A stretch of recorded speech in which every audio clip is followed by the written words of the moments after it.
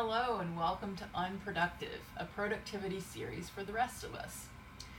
Today I want to talk about something that I've been noodling over a lot lately, and that is the relationship between productivity and emotional or spiritual fulfillment.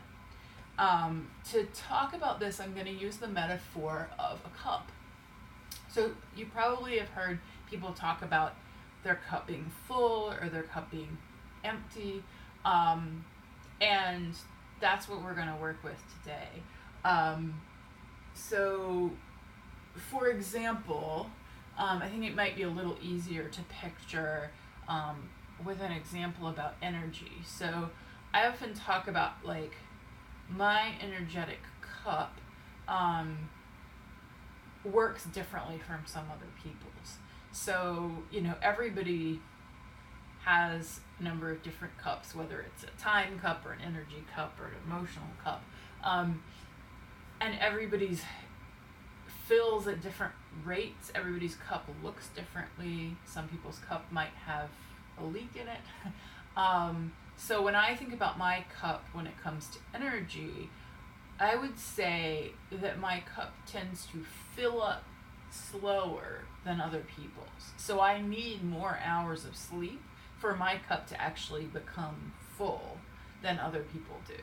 And then when it's full, my cup is relatively small. So even when I have maxed out, gotten the most energy I possibly could from a night of sleep, that doesn't necessarily mean that I am as energetic as other people because I have a smaller reserve to work from. I also know that specific things will drain my cup faster or slower. If I spend the same amount of time doing one activity, it might drain my cup a lot faster than a different activity. So that's the idea. And then if we look at like emotional and spiritual fulfillment, so my emotional cup, I would say in contrast to my energetic cup, my emotional cup is often pretty full, meaning that like I feel emotionally and spiritually fulfilled, and hypothetically am available to give to others in that realm. But because the way my energetic cup works and the fact that social interaction is something that actually drains my energetic cup really quickly, my emotional cup often remains full and I don't have a lot of opportunities to give, to contribute emotionally to other people because I know how much it would drain me energetically and I just don't have the reserves for that. So for me, like it's been a journey of finding things like tarot is one great example. Tarot is something that I've found doesn't drain my cup as quickly, especially because I can do it long distance. I don't have to be face to face, and it's not the same amount of social anxiety as like small talk or being in a really crowded room. That I can give a tarot reading and not drain my energetic cup so much, and I have a chance to give from my emotional cup, and that's felt really good to me. By contrast, you might be someone who your challenge with the emotional cup is that you give a lot. You give a lot emotionally. You give from those reserves so frequently that your own cup feels empty. And so you might feel kind of emotionally flat or resentful or just not great in the emotional and spiritual realm. It's not necessarily that you're energetically tired from it, and maybe it's harder to recognize than energetic tiredness would be, but you need to fill up your emotional and spiritual cup somehow. So you either need to find ways to refill that through receiving, through inspiration, through things that make you feel emotionally and spiritually full so that you can then give from a full cup, or you need to set clearer boundaries around your giving so that you're not draining so fast, or maybe some combination of the two. And I think this relates to productivity pretty strongly. Like, there's an intimate connection between emotional labor and traditional productivity that we don't always see. So we talk a lot about how emotional labor is undervalued in our society.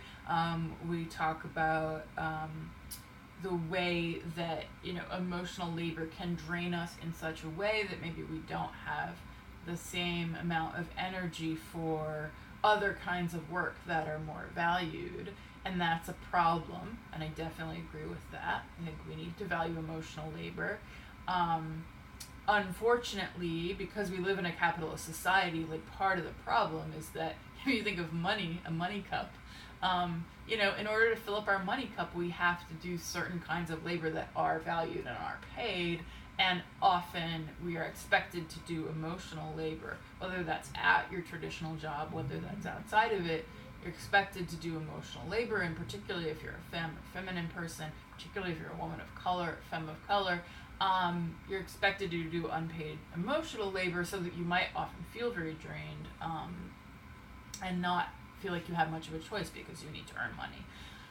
Of course, I can't really solve the money problem, but I think there are some adjustments you can make with how you think about productivity and how you mentally evaluate yourself, because capitalism is this insidious disease that we are all infected with that encourages us to think about our productivity in a certain way. So I'll give an example. I worked last year with an amazing coach. I'll leave her details below if you're looking for a coach, because she is super awesome. But I worked with her around my feelings about productivity, my feelings about what kind of labor, what kind of activity day to day is valuable.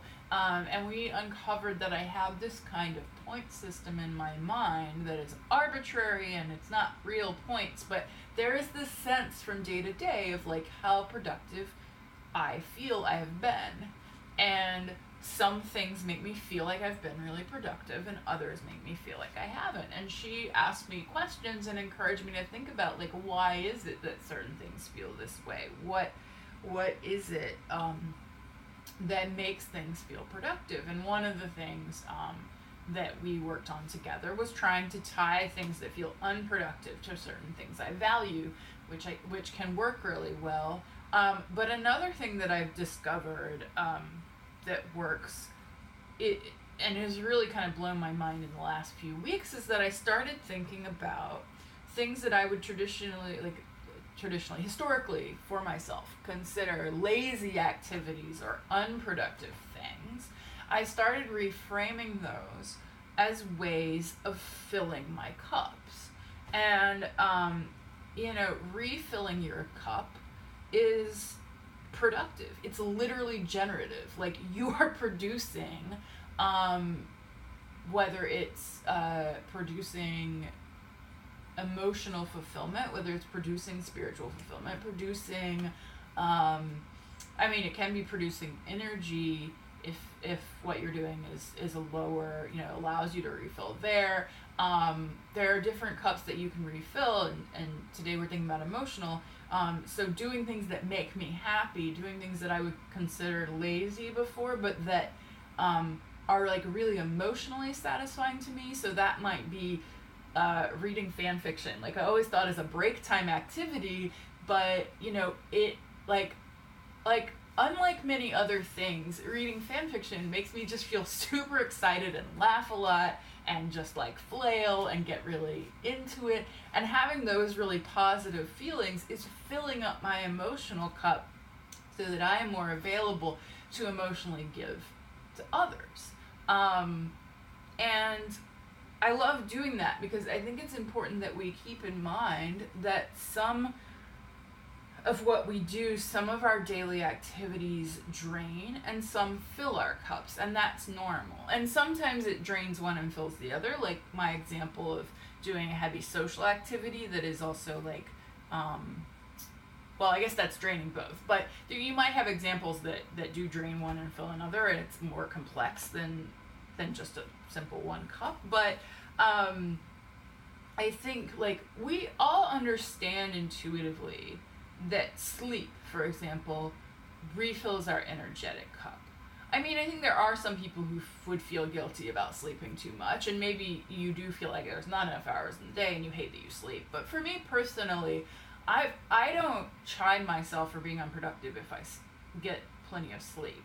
Like, to me, that feels like, I know that in my mind culturally, like, I think there's a fair amount of, you should get enough sleep, like, that is healthy. I understand that, and so I don't feel like I've failed if I sleep a lot. I consider my productive hours to be my waking hours, but I don't apply that same idea to emotion. Like, another example might be that I understand that it's important to do work to be able to buy things. So, like, I have to fill up my money cup with work to be able to, with paid work, to be able to spend money on things that I enjoy or things that I need. But the same applies for emotions. So I think that, like, lazy things, whether it's fan fiction, whether it's watching TV or playing video games, like, those things can actually be very productive and generative in that they fill up your emotional cup and they make you ready to give. Emotionally, they make you not feel that kind of flatness that you might feel if you're constantly emotionally laboring and don't have a lot of things that are filling up that cup for you. And, like, this also, another way that I've encouraged myself to think about those activities as being fine and being productive and being just as important as what I consider productive activities in my sort of back brain, is if you think about focus, playing video games, for example, is a low focus activity for me.